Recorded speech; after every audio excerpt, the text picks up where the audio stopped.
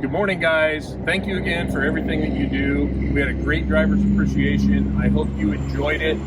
Today I wanted to go over the items that were wrong on the pre-trip truck for those of you that competed, and hopefully next year a lot more people will compete. We'll spin it up a little bit, change some things, do it a little bit differently. But today I wanted to show you the 15 items that are wrong on the truck. We're going to start in the engine compartment.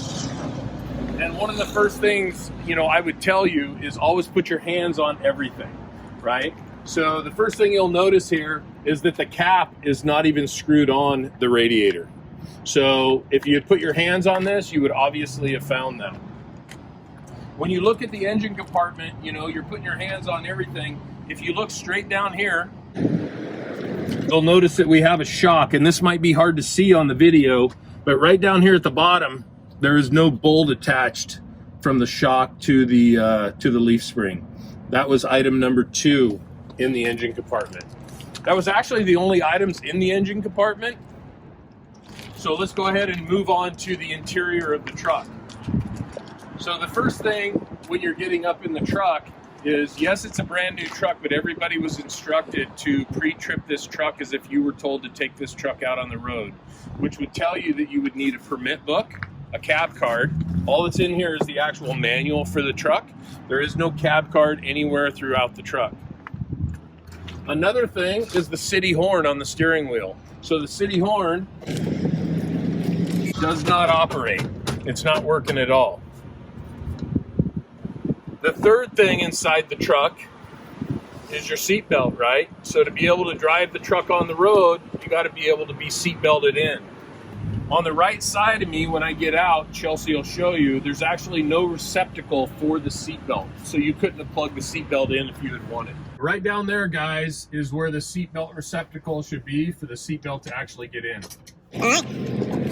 So something that Seemed pretty obvious, I would hope, and believe it or not, a lot of people miss this, was there's no required markings on the truck. So it's got a logo on the door, but it's missing your DOT number.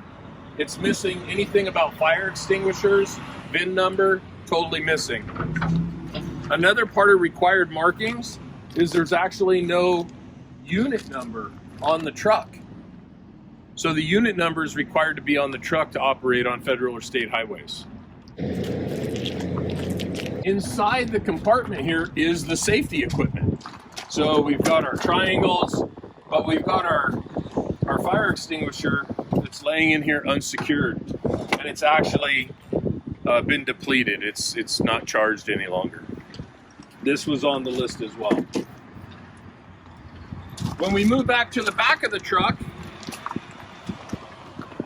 you look in here and you want to check your hookups, right? You want to check your pigtails, make sure your electrical cords, your airline, service and emergency. You want to make sure that they got grommets in the glad hands. You want to make sure that they're there.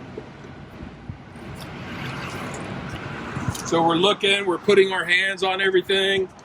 Inside the truck, if you remember, for those of you that competed, I told you that there is a pressure gauge and a flashlight inside the truck for you to be able to utilize during the inspection. You can tell this in the morning. You probably won't be able to see what I'm doing here. This tire is actually at less than 50 PSI, so it's out of service.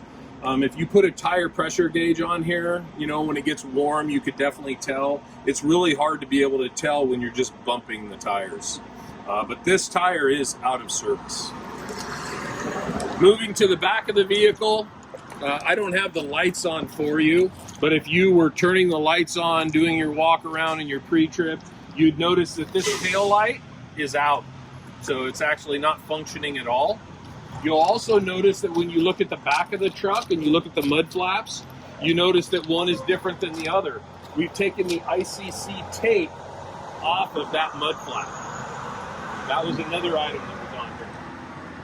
This item here is going to be really hard for the camera to capture, but here on this side of the truck, on the inside is the slack adjuster. You might be able to notice you've got your push rod right there, the silver push rod, and that push rod there's a clevis right there, and it should be hooked with a retaining pin to the slack adjuster. That retaining pin is actually completely gone. So if you were to actuate the brakes, it would not function the slack adjuster on this side of the truck.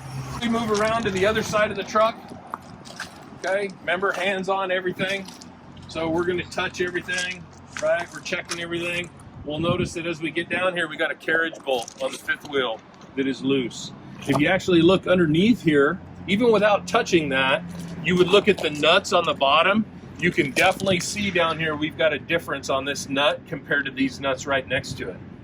Those of you that have these, some people like them, most people don't like them whatsoever, right? So when we're looking, these are like an out of sight, out of mind thing, because you always want to make sure you're checking your hubs. You always want to make sure that you're checking the lug nuts. So if you open this up, you'll definitely see where we have backed off a lug nut on here, okay? So you want to make sure when you're doing those pre-trips that you're actually popping these off and you're checking these. Just take a look at them. Most of these are marked. So many of the trucks have these now. I personally am not a big fan of them just because it is out of sight, out of mind. And it's amazing how many people fail to take these off to actually look at their hubs and look at their lugs.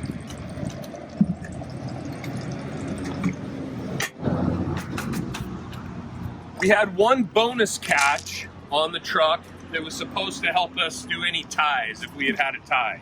And on the very front of the truck, if you come around with me, you'll notice that there's a base plate on this truck. This is something we learned going to the national championships, was it's actually got expired registration. So it didn't have a cab card or a registration book inside the truck, but we put a plate on it with an expired tag on it.